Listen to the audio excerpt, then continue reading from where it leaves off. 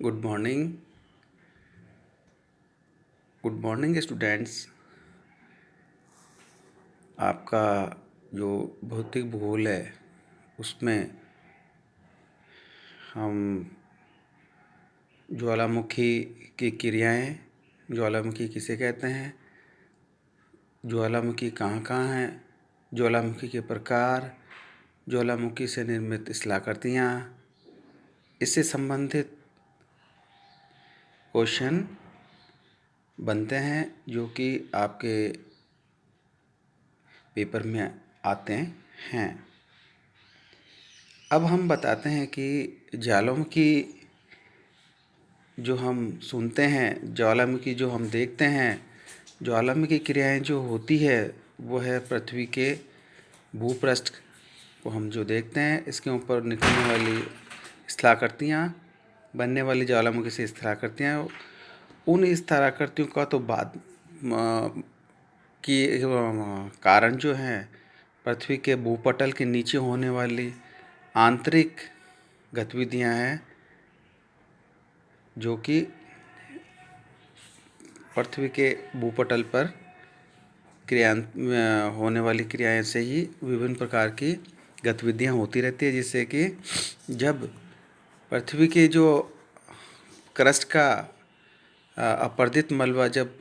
निम्न स्थलों पर जमा होता है और वहाँ पर परतों के रूप में जमा होने के बाद में वह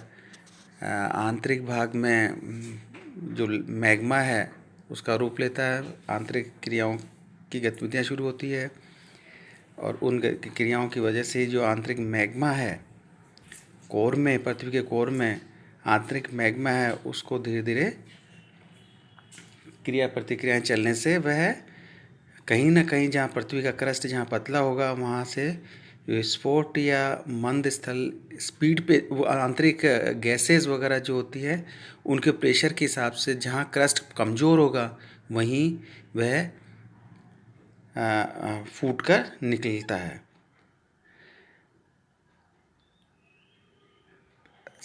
इस तरह से हम कहते हैं कि पृथ्वी का जो कमज़ोर हिस्सा है वहीं पर ज्वालामुखी क्रियाएं फूटती है और इसी क्रस्ट वाले क्षेत्र में पृथ्वी के आंतरिक भूगर्भ से निकलने वाले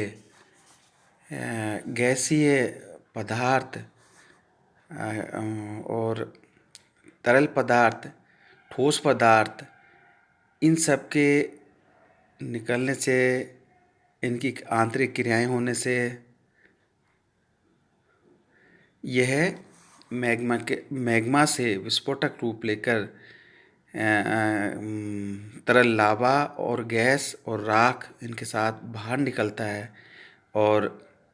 जहाँ ज्वालामुखी की जो छिद्र होता है उसकी जो और जो नली होती है और जो दरार होती है उसके थ्रू ही वह लावा बाहर निकलता है और इस तरह से ज्वालामुखी से की क्रियाएं होती रहती है। ज्वालामुखी में गैसें, जलवाष्प, विखंडित पदार्थ, तृप्त गरम गरम लावा ये विस्फोटक क्रियाओं के साथ बाहर निकलते हैं और उसी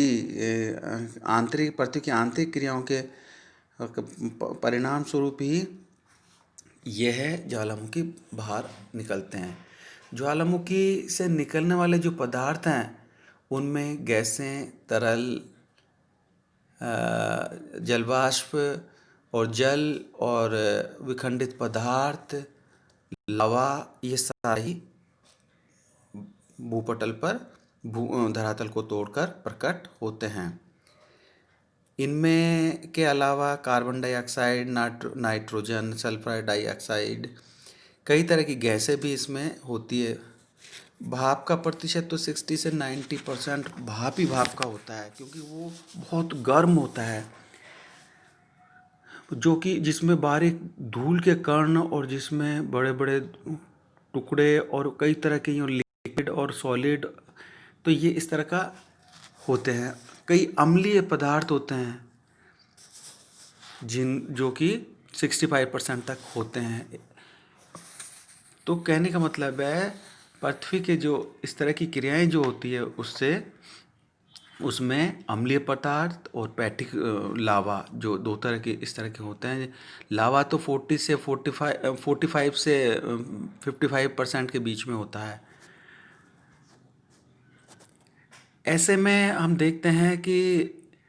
जो अम्लीय पदार्थ है ना, वह तो वो हल्के पीले और बाहर में भी हल्के होते हैं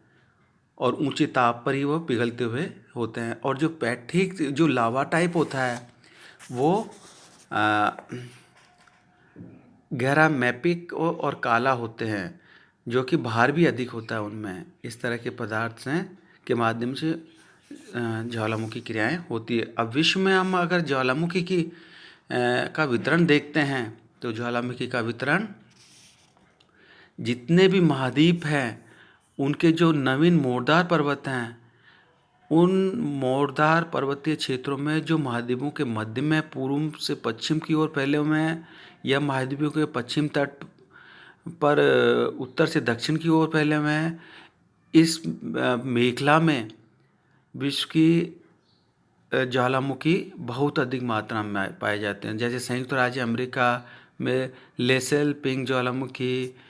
और ऐसे ही प्रशांत महासागरीय क्षेत्र में देखते हैं तो प्रशांत महासागर के चारों तरफ की जो बेल्ट है, जिसमें फ्यूजियामा, फिलीपाइंस, जितने भी जो टापू वगैरह है, और जो इसके अलावा जो मध्य अमेरिका का क्षेत्र है, तो ये जो मुख्यतः जो प्रशांत महासागर के चारों तरफ जो रिंग है,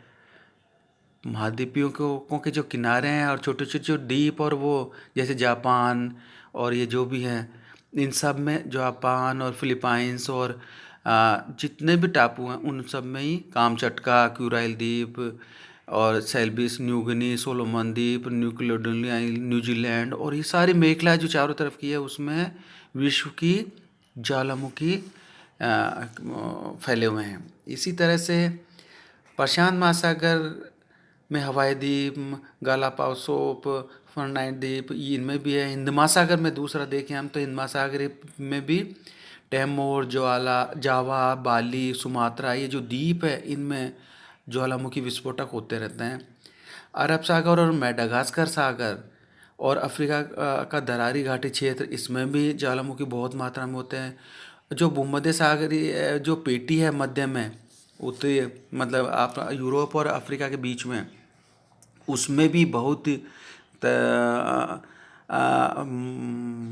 ज्वालामुखी फूटते हैं। अरफात पर्वत, अरोजिस, कैनरी द्वीप, ये जो है इनमें मध्य अटलांटिक कटक में भी ज्वालामुखी होते हैं। यूरोपियन प्लेट में, अफ्रीकन प्लेट में, इंडियन प्लेट के, इन दोनों की खिसकने करने से प्लेटों के,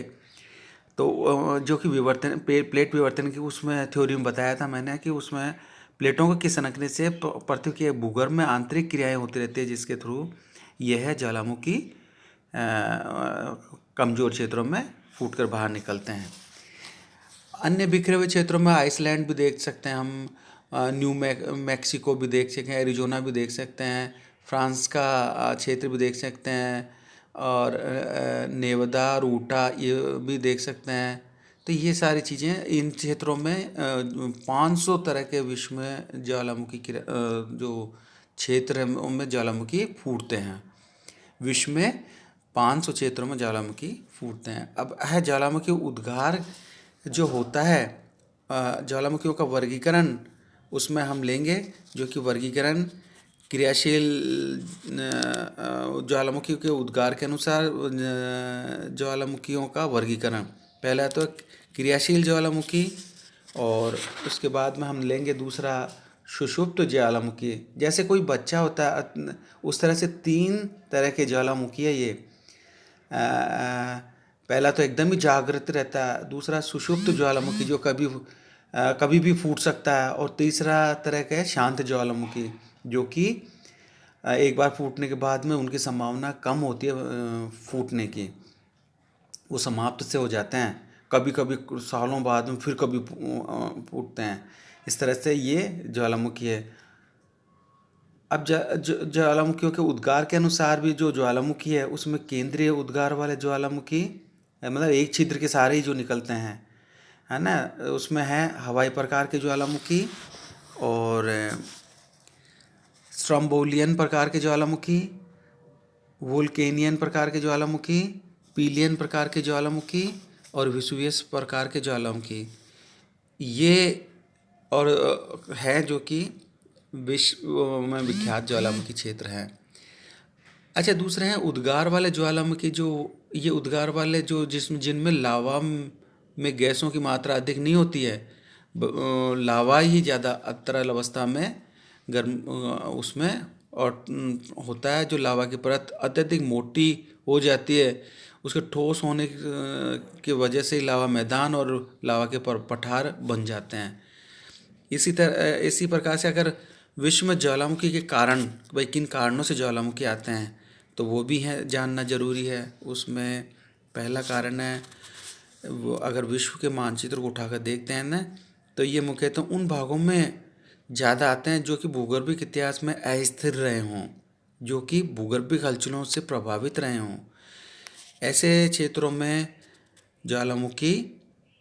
बहुत अशांत क्षेत्र हैं ये, जो जिनमें ज्वालामुखी बहुत ज़्यादा आते हैं। दूसरे तरह के आंतरिक भाग